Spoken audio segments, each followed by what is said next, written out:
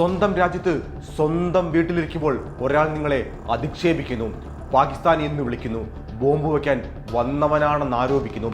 ഹൈദരാബാദിലെ ജവഹർ നഗറിൽ കഴിഞ്ഞ ദിവസം നടന്ന സംഭവം കേവലം ഒരു വാടക തർക്കമായിരുന്നില്ല കേട്ടോ. അതൊരു മനുഷ്യന്റെ അന്തസ്സിനു നേരെ ഉയർന്ന വെല്ലുവിളി തന്നെയായിരുന്നു. തൻ്റെ മുത്തശ്ശൻ ഇന്ത്യൻ സൈന്യത്തിൽ രാജ്യത്തിനായി പൊരുതിയ സൈനികനാണെന്ന് ആ യുവാവ് കണ്ണീരോടെയും ദേഷ്യത്തോടെയും പറയുമ്പോൾ നാം ഇന്ന് എത്തി നിൽക്കുന്ന ഈ കാലഘട്ടത്തിന്റെ ഇരുണ്ട മുഖമാണ് കേട്ടോ വെളിപ്പെടുന്നത്.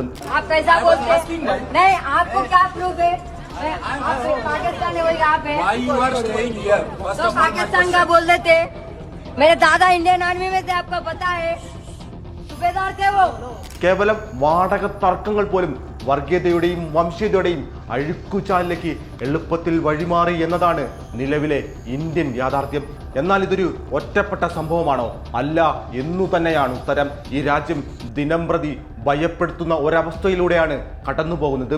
ജനുവരിയിൽ ബാലസോറിൽ ഗോസംരക്ഷണത്തിന്റെ പേരിൽ നടന്ന കൊലപാതകം, മെയ് മാസത്തിൽ മുസാഫർ നഗറിൽ വസ്ത്രം വിൽക്കാൻ പോയ മുസ്ലിം യുവാക്കൾക്കു നേരെ നടന്ന ക്രൂരമായ മർദ്ദനം, ജൂണിൽ ആഗ്രയിൽ സ്വന്തം കൃഷിഭൂമിയിൽ കൃഷി ചെയ്യാൻ ശ്രമിച്ചതിന് ഒരു ദളിത് യുവാവിനു നേരെ നടന്ന ആക്രമണം, ഏപ്രിലിൽ ഇതേ കർണാടകയിൽ മുസ്ലിം സ്ത്രീയെ പാകിസ്ഥാനി എന്നും ഭീകരവാദി എന്നും വിളിച്ച് ആക്ഷേപിച്ചത്. ഈ വാർത്തകളൊക്കെ ചേർത്തു വായിക്കുമ്പോൾ ഒന്ന് വ്യക്തമാണ് കേട്ടോ, മുസ്ലിങ്ങൾക്കും ദളിതർക്കും ഈ മണ്ണിൽ ജീവിക്കാൻ പറ്റാത്ത സാഹചര്യം സൃഷ്ടിക്കപ്പെട്ടിരിക്കുന്നു എന്നു തന്നെയാണ് ആ വ്യക്തമായ കാര്യം. ഇതൊരു യാദൃച്ഛികതയൊന്നുമല്ല കേട്ടോ.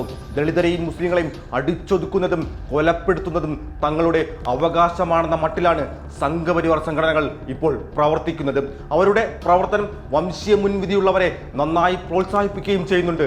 അവരുടെ ഉള്ളിലുള്ള വംശീയതയെ ഈ സംഘപരിവാർ സംഘടനകളുടെ ഇത്തരം പ്രവർത്തനങ്ങൾ മുന്നോട്ട് കൊണ്ടുവരാനും അത് സമൂഹത്തിൽ പ്രകടിപ്പിക്കുവാനും സഹായിക്കുന്നു എന്നതാണ് ഈ സംഘപരിവാർ സംഘടനകൾ ഇപ്പോൾ രാജ്യത്തോട് ചെയ്തുകൊണ്ടേയിരിക്കുന്നത്. ഭരണകൂടത്തിന്റെ നിശബ്ദതയും അവിടെ നിന്ന് ലഭിക്കുന്ന ഒത്താശയും ഇത്തരം ആക്രമികൾക്ക് വലിയ കരുത്തു പകരുന്നു എന്ന് പ്രത്യേകം പറയേണ്ടതില്ലല്ലോ.